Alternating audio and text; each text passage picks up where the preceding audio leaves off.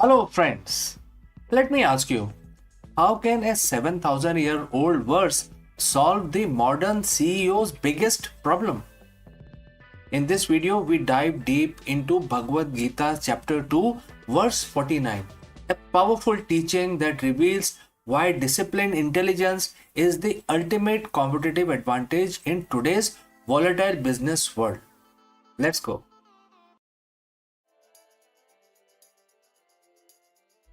Good morning, visionary leaders. You juggle relentless demands, make high stake decisions, and navigate markets that shift faster than ever before.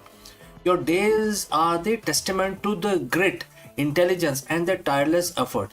But what if I told you that the secret to not just surviving but thriving in this relentless environment doesn't lie in the working hard or even necessarily smarter, but in something far more profound? What if the ultimate competitive advantage, the true CEO secret weapon, has been hiding in the plain sight for over 5,000, 7,000 years? Today, we are unlocking that weapon, drawing wisdom from the ancient text that surprisingly holds the key to the modern business mastery, the Bhagavad Gita. Think about your typical day. Every decision, every strategy, every pivot is ultimately aimed at one thing: results. Revenue growth, market share, investor satisfaction, a successful product launch. We are by nature outcome driven. Our entire capitalist system is built on the pursuit of measurable results. And for the good reason, results are how we track progress, determine success, and create value. But here is the paradox. This very obsession with results, while seemingly logical, often become our greatest impediment. It led to the stress, short-sighted decisions, burnout, and a constant state of anxiety about what might or might not happen. We become slaves to the fruit of our actions, constantly looking over our shoulder, always chasing the next metrics. It is, precisely this dilemma that the Bhagavad Gita addresses with startling clarity, specifically in chapter 2, verse 49. Now, let's look at it. The quote starts: choose to act on the basis of disciplined intelligence rather than desire for enjoyment. Only the miserly cling to the fruit of action, O conqueror of wealth. Now, let's that sink in. Only the miserly cling to the fruit of action. This isn't just spiritual advice, it's a profound strategic imperative for leaders. The Gita, through Lord Krishna, Bhagwan Krishna, guidance to Arjun, isn't telling us not to act or not to strive for success.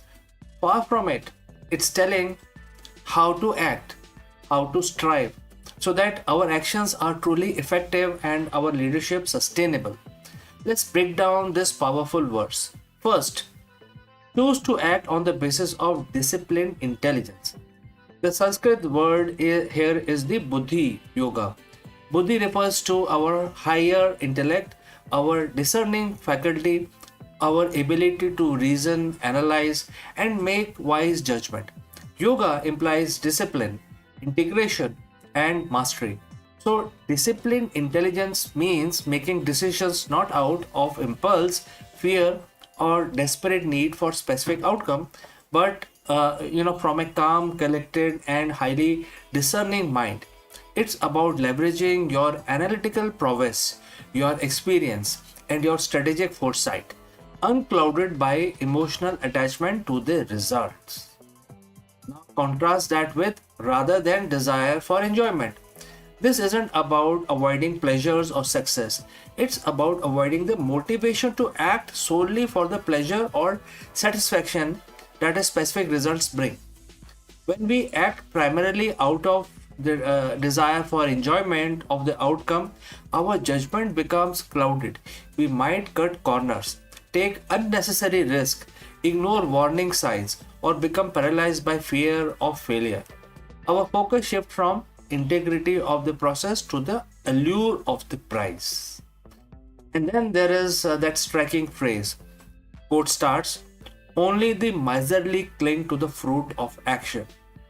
Alright, miserly usually refers to someone who hoard wealth. Here it refers to someone who hoard their attachment to the specific outcome, unable to let go of their expectations, unable to adapt if things don't go exactly as planned. Why miserly? Because by clinging too tightly, they actually limit their potential. They hoard their energy in anxiety rather than investing it fully in the present action.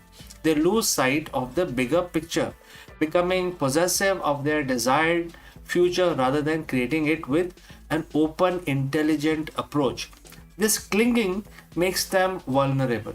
If the fruit doesn't materialize as expected, their entire sense of purpose can crumble, leading to frustration, blame, and stagnation. A CEO who is miserly in this sense is constantly reacting to market sentiment, to quarterly reports, to external validation, rather than proactively shaping their company's destiny with unwavering strategic vision. They become prisoners of their own expectations. But the verse doesn't end there. It addresses Arjun as, O conqueror of the wealth. This is the key. The Gita isn't advocating for indifference to success.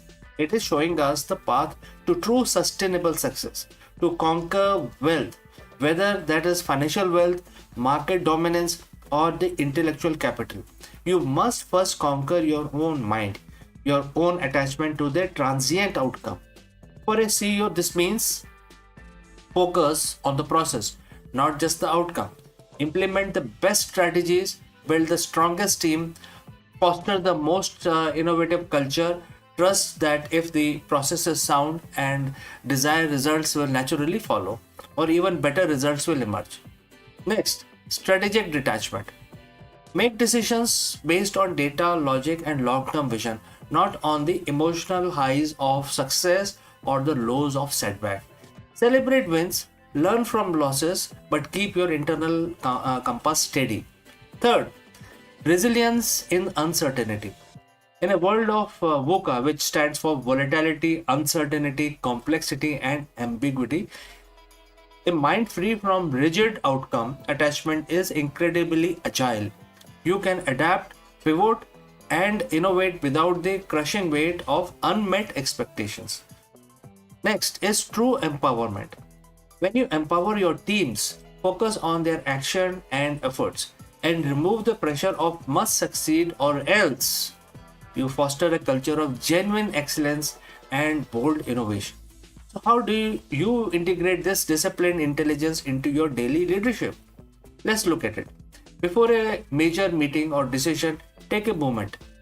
Ask yourself, am I approaching this with a clear, rational mind, or am I driven by the emotional desire for a specific outcome? Regularly evaluate your company's process. Are they robust? Are they aligned with your long term vision, irrespective of the short term market noise? Train yourself and your team to separate effort from results. Celebrate the effort and learning, not just the win.